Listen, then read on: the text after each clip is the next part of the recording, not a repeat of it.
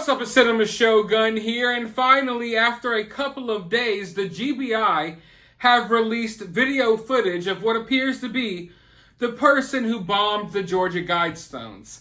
In the video, you see someone run up to the Guidestones really quickly, and then you see them run away really quickly. So, we all know what happens next. They blow up, or at least partially, and they've now been torn down, which I think that's kind of odd as well. I'll get to that in a moment, but this is one of those stories that doesn't sit right with me.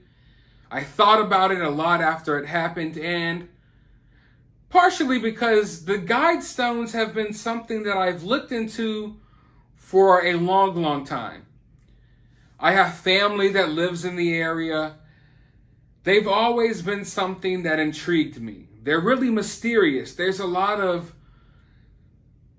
conspiracies surrounding them, and at a local level, there's a lot of folktale and folklore surrounding the Guidestones, so they're almost something like Bigfoot in a way, if that makes sense. Like, they're really this mysterious tablets that are on this hill in Georgia, and you're just like, what the heck? Because literally the first line in English on the Guidestones talks about keeping the population under 500 million. And then you start doing the math and you realize that would mean almost all human life would have to be wiped out of existence. So there's definitely a lot of weird stuff about the Georgia Guidestones. But the other day they were bombed, and it was a weird moment, because it was like conspiracies come to life. The Georgia Guidestones, they've been something I've looked into for so many years. And I felt like not many people knew about them. And then, you wake up one day and someone blew them up. And it's just like, what? It's just really crazy, But even though I've had family in the area and I've been in the area a lot, I never wanted to go personally there because they creep me out. They freak me out, and I don't even want to be part of that energy. I know a lot of people think they're really cool, and tourists come, see them. And I understand that. But I'm not really, all that cool with what the tablets are preaching. You know what I'm saying? Like, some people think, oh yeah, we need to be one with nature, because some of the things the tablets say, or the Guidestones say, you may think, oh yeah, that's a good thing. But then you have to always go back to the first line. And when you read that line, you need to understand that means like 80 to 90% of human life would be gone. Most likely you and everyone you love would be gone. And if you're still here, most likely everyone you love would be gone. It's not a good thing. You understand what I'm saying here?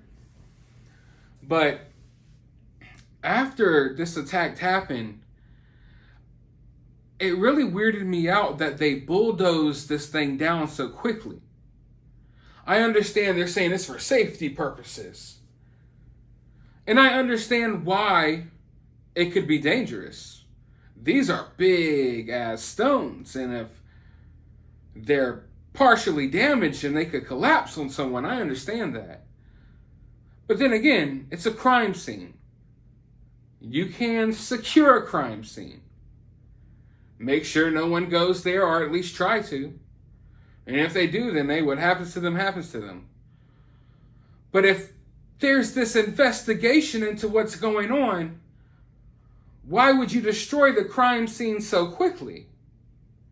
It was like, okay, Georgia Guidestones are bombed. All right, now we're just going to bulldoze them down. And they don't know who did it. I would think you would kind of keep this crime scene intact for a little while. I mean, that's just my opinion. And from how we see other investigations go, you don't want to just blow up your entire, crime scene here in the middle of your investigation before you even know who did it. So that's something that really stuck out to me as odd. And then you have to pay attention to the energy people put into things. And what I mean by that is, over the past couple of years, at least here in America, all hell has been breaking loose. People are getting shot and killed all over the place. There's riots, protests everywhere. Statues are getting crumbled to the ground. Everything's getting vandalized. Businesses are burning down. And no one is really being held responsible for anything. Meanwhile, the Georgia Guidestones get partially blown up. And they're really trying to find who did it, supposedly, at least. It's like, y'all didn't put this same energy to when half the country was on fire a couple of years ago.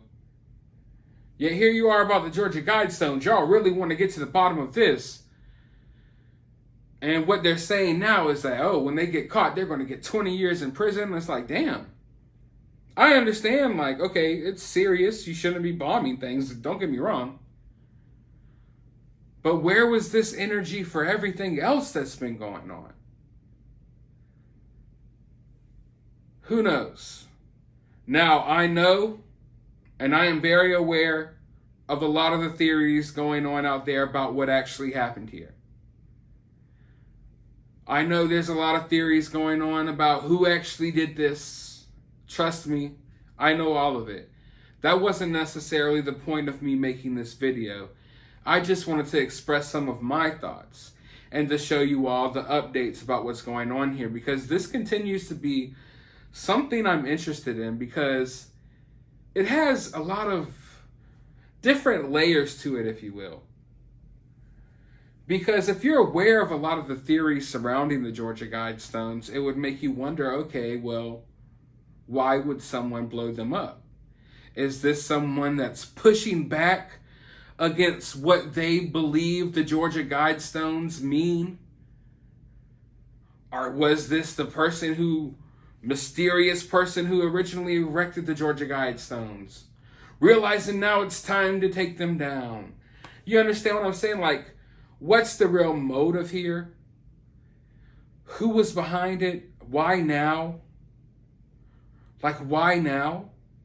And one thing I do know from being in this area is that these cameras and lights and stuff, they haven't been there for too long. As far as I know, that's what some of my family were telling me, that these cameras and these lights, it's like something that was installed not too long ago. So it's kind of weird, like, okay, now you have the cameras and now someone decides to do this. But all in all, like I said, it still intrigues me. I still want to know what's going on here. Maybe we'll find out. Maybe it'll just all be swept under the rug. Who knows what's going on here? But I think it's going to be a crazy story whenever we figure out, if we ever figure out. And possibly we might be lied to about what happened. Who knows? But what do you all think happened? Let me know down in the comments below. While you're down there, hit that thumbs up button, hit that subscribe button, ring that notification bell, and I'll talk to you all on the next video.